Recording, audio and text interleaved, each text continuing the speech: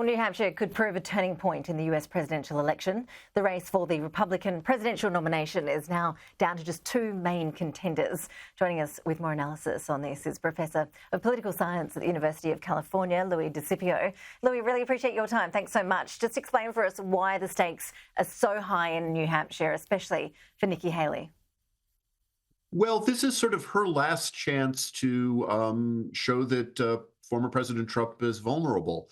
This was the state where she staked a lot of her credibility, and it's also a state where independents can vote in the Republican primary, and she's likely to do better among independents than she is among sort of the core of the Republican Party. So this is her chance to show if President Trump is vulnerable. The polls suggest that he isn't. And when we look at the polls and we see that it increasingly looks like a Trump-Biden rematch, what do those national polls tell us in terms of what that rematch will look like? That's a very interesting thing because those polls actually look better if Ambassador Haley were the Republican candidate. She does better against President Biden than former President Trump does.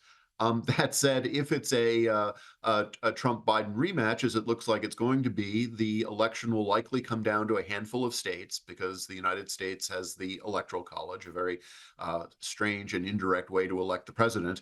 And the handful of states that will prove important, Arizona, Michigan, Pennsylvania, Nevada, are states that are pretty evenly divided. President Trump has a slight advantage in a couple of them, but, small enough that there will be a very active race for the next 10 months to see who will be the U.S. president.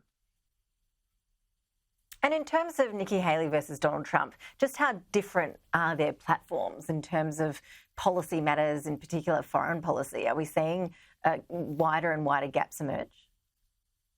Yes, Ambassador Haley is doing her best now to distinguish herself from President Trump, something that she didn't do through much of her campaign. And that's unfortunate. I think if she had done that, if she had highlighted those differences earlier, she probably would be doing better right now.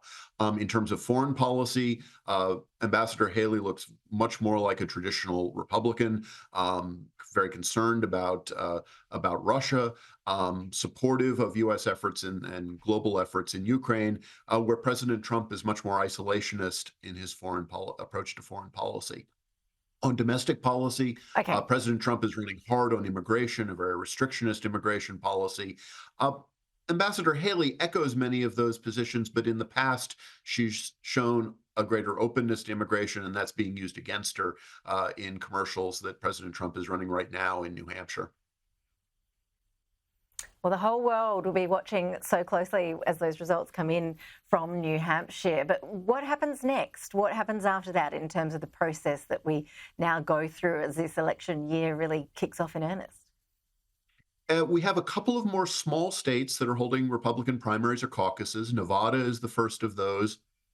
President Trump has done a lot of organization there and has worked with the state party in such a way that he will likely win almost all of the delegates from Nevada. Then the next state is South Carolina. Interestingly, the state that Ambassador Haley used to be governor of, so you'd think she might have an advantage there. But over the years, her connections to South Carolina have weakened, and President Trump looks like he has a strong advantage there. That's another reason why New Hampshire is so very important for Ambassador Haley, because it's sort of the last state where she has a reasonable shot at a slight win or even a slight loss for a while. And, even if President Trump hypothetically weren't to do as well tomorrow as is expected, he'd do very well in the next couple of states and would sort of reassert his leadership. That said, I sort of suspect that former President Trump will win New Hampshire pretty decisively tomorrow. Yeah, not long until we see those results. Louis DeSipio, really appreciate your analysis. Thanks so much.